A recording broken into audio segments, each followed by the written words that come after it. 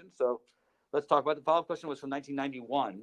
And as FRQs go, that question is once you understand what you have to do, it was kind of silly, but let's still talk about it. There's the elevator car, and then there's a person inside this, and they are holding onto a rope that goes over a pulley and attached to the car. This is also known as a window washer's rig. Has anybody heard of that phrase before, a window washer's rig? The whole idea here is that the system like this reduces the pulling force necessary for you to have to raise or lower yourself. So if you can't climb a rope, this system is supposed to be in place to make it so you can apply less force and still climb the rope. It is a simple machine. And like all simple machines, it exchanges force for distance. So this one is no different. It's just a pulley system. So as we look at simple machines, this one's not so terrible. The beginning of this problem has you address the system, which is the person and the elevator together. So what I think many of you would probably not know to do, which is why I gave this as a take-home question and not your actual quiz, is treat this as one object experiencing two forces, like so. And I put this in the hint, I believe. So if you treat this like two objects, then my free body diagram will have one value for the weight downwards, which I believe is 1,000 newtons, because there was a total of 100 kilograms, I believe, right? 80 and 20. And then there are two tensions upwards. What you may not have been able to, and I didn't say this in the problem, the two tensions would have to be equal. And if you don't know this piece of information, this is worth writing down, because this is going to go into our next discussion. That in a cable, the tension anywhere in a cable is the same between any 2 points of contact. I'm choosing my words very carefully. In a cable, the tension anywhere in a cable is the same between any 2 points of contact. Now, I'm saying it carefully because there are 2 points of contact on this side and 2 points of contact on this side.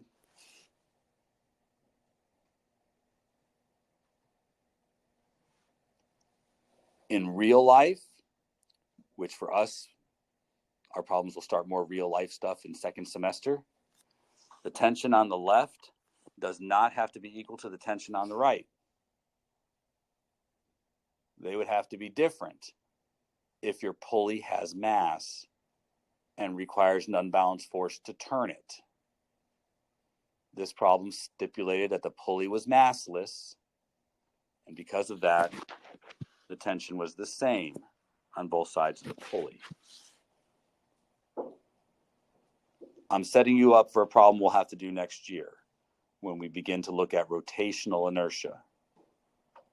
But for right now, we are not dealing with rotational inertia, so the tension on all points in the string is always the same. For part one of the problem, we merely needed to find the tension while the system was at rest. So the net force is equal to 0. There are two tensions up and weight downwards, and that had to equal 0, so the tension in the string, 500 newtons.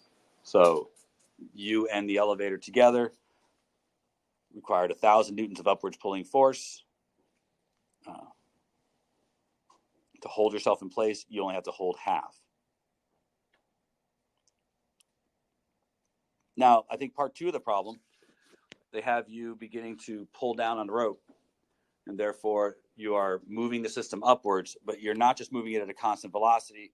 I believe they said that you are attempting to accelerate upwards at 2 meters per second squared. Now, why a window washer would have to accelerate upwards for any meaningful length of time is beyond me. I think that they would probably reach a constant velocity pretty quickly and move up at a constant speed, but I think that is just being used as a means of moving the problem forward. Would you guys agree? So part B, net force is going to equal MA. Nothing about the problem has significantly changed, except that the only way this works is that the person who's pulling on the rope pulls with more tension. But the tension in a rope still has to be the same everywhere. And since we're still treating it as a single object, we'll have 2t minus 1,000 equals 100 times 2. I'm choosing upwards to be positive. I think that's obvious, but I didn't stipulate that. But this gives us that our tension then has to have increased to 600 newtons. All good so far? All right. Now, it's the next part where people will likely make mistakes and not consider something important. In the next part, we are no longer considering just the system. We are considering the person, specifically the person and the forces acting on the person. The moment that changes, our free body diagram also changes, because we are no longer concerned with the whole box as a system. We are concerned with the forces that act on the person.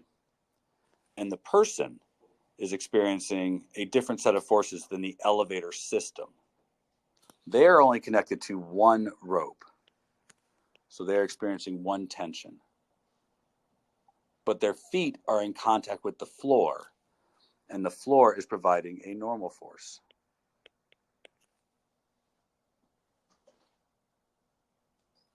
And then there is the downward force of weight, which in this case is 800 newtons because they are 80 kilograms.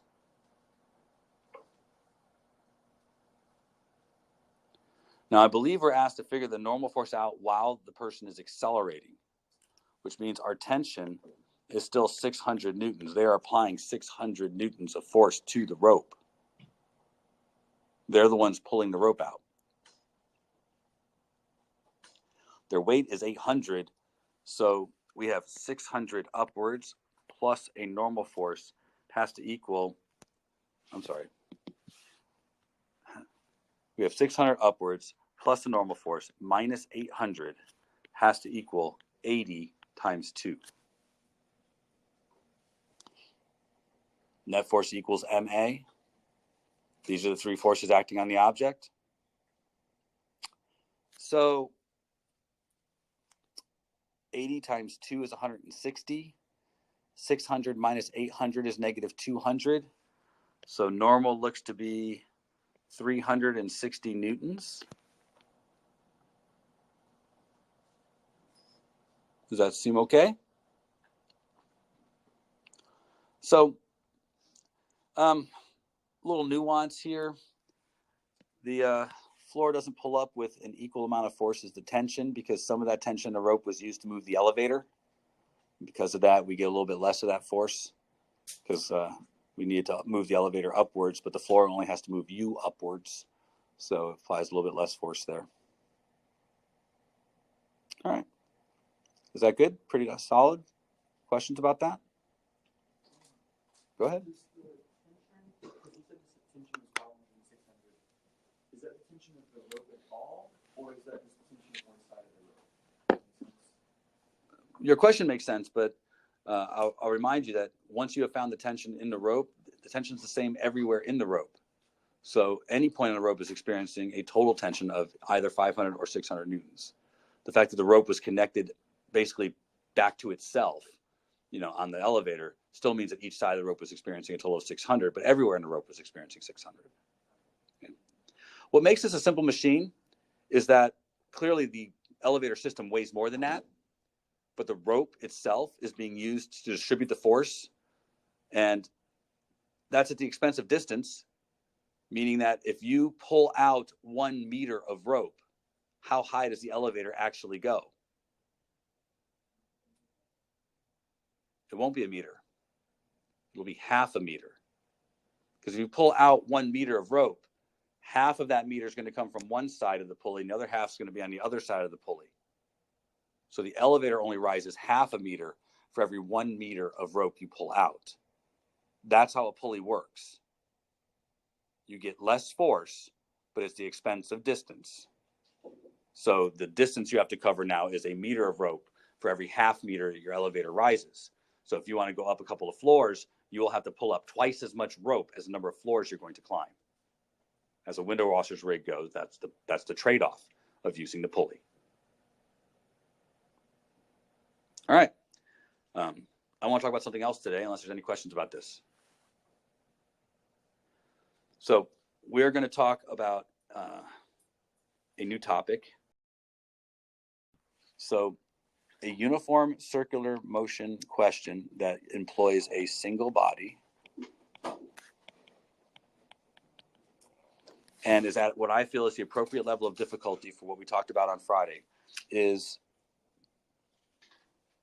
the Gravitron problem or the Gravitron Ride.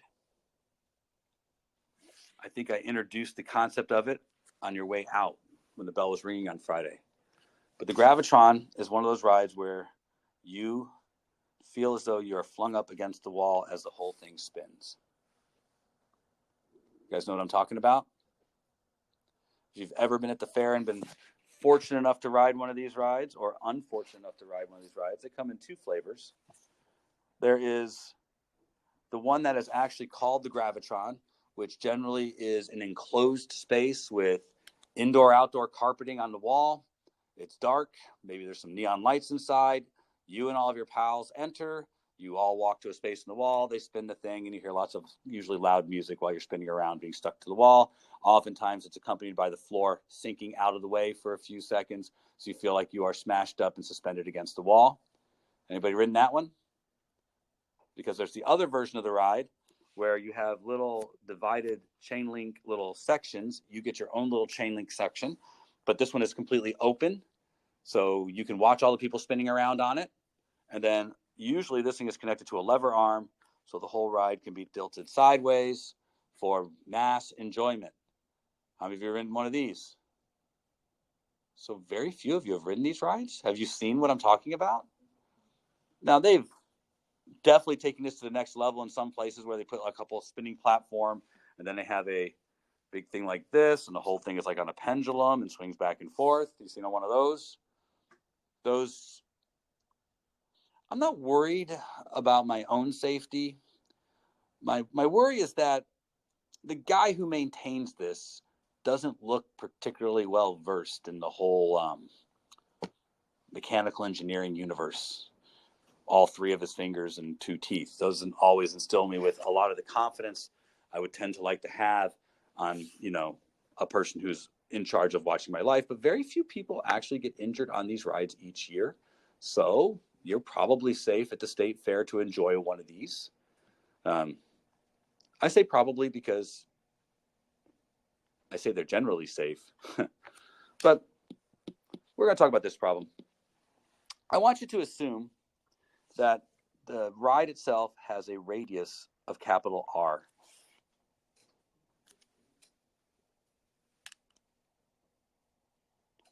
And I would like the minimum safe spin speed for you to be successfully connected to the wall without sliding down the wall.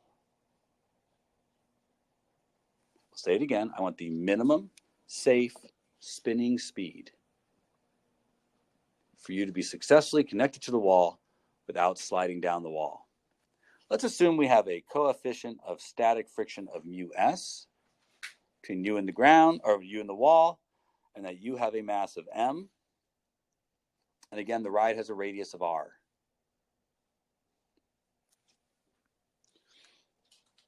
So our answer can have all the things in it, fundamental constants and all that kind of good stuff. I don't want to do that. Move it over there. Let's first talk about the fact that this is still no different than any one of these problems. We want to start with a free body diagram for the person. And I'm going to advance the person so that they're right here on the edge. So we're seeing the wall here and the person against the wall right here. Is that okay? Now I'll look at the forces acting on the person here. So I think these are the only forces that matter. And when I consider the forces acting on the person, I think we can all agree that there's at least one force acting straight down on the person. That's an easy one. Weight.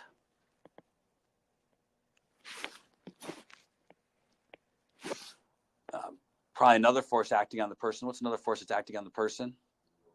There's got to be a normal force. How should I draw the normal force here? So to the right seems pretty reasonable. And I am purposely drawing it like this, meaning larger than the weight, because I think all of you have to agree with the next statement that it is friction that keeps you from sliding, right? This is the same as the book problem.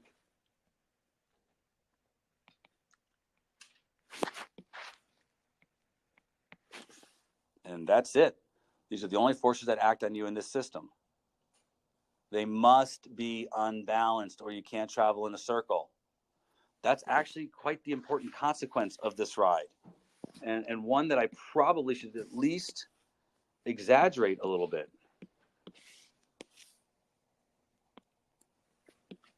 If this is you, and we are looking top down on this ride, you have a velocity, not an acceleration, not a force, but you have a velocity that is instantaneously in this direction.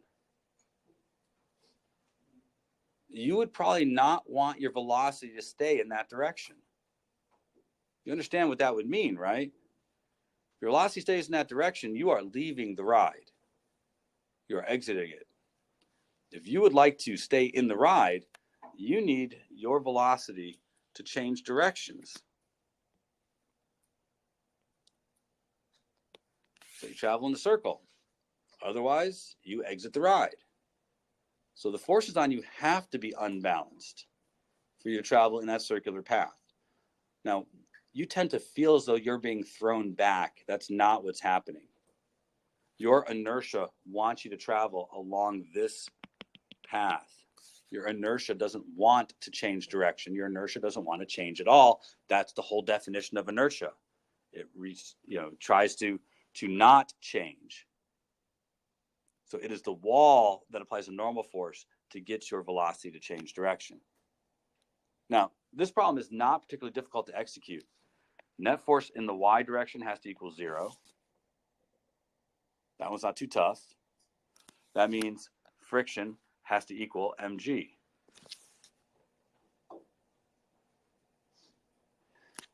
The new information that we've been talking about here is that the net force in the x direction has to equal MAC. That's the new thing, that you have an acceleration that is now related to the rate at which your velocity changes direction, which means your one force in that direction has to equal mv squared over r.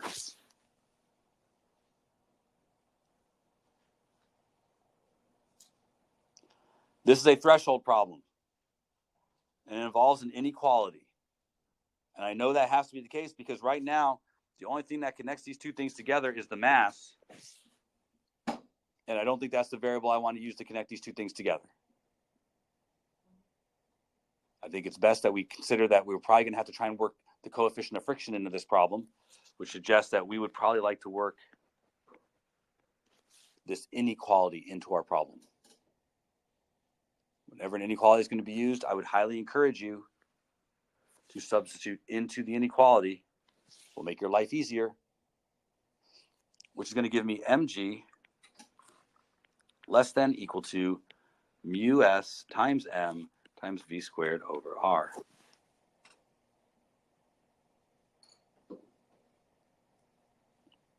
Now, if you are creating a ride where you want to have the most number of people enjoy it, then you generally want to make a ride where the mass cancels out in your calculations. That way anybody can ride it. Now, there are situations where that doesn't work out, which is why sometimes people can't ride rides. Normally it's little kids. And generally it's because either they're unprepared for the excitement or they might be too small for what is necessary for the ride to give them the proper experience. They can't be protected usually with the safety materials that are there, harnesses and all. Now, I don't think it's too hard to do this now, right? You guys can solve this for V, except that I want to point out something important. Do you think we would really list this in terms of its linear velocity? You guys who are new to physics might not understand what I'm talking about here, but the linear velocity is actually how fast in meters per second this person's traveling. That's what this would solve for. So if I multiply by r and divide by mu, I'm going to get v squared is greater than or equal to rg over mu s. And there's some things here that I think make perfect sense.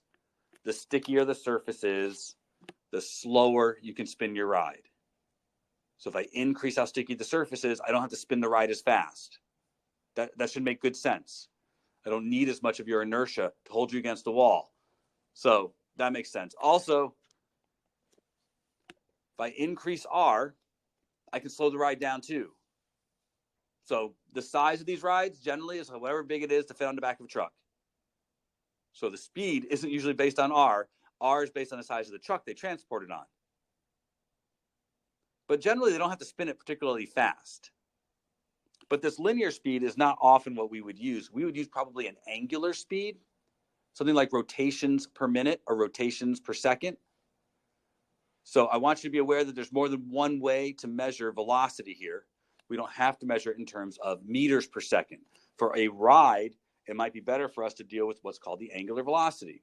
And so just a quick introduction, angular velocities are really a topic for second semester, but they make sense to at least bring up now. An angular velocity is the spin rate of an object. So it's not how many meters it covers, it's how many radians or rotations it covers. So it's either going to be in radians or rotations. Teachers and students, please pardon this interruption. At this time, we are going to begin our club schedule for our early release club schedule. At 10:30, those students, those seniors that are not in an economics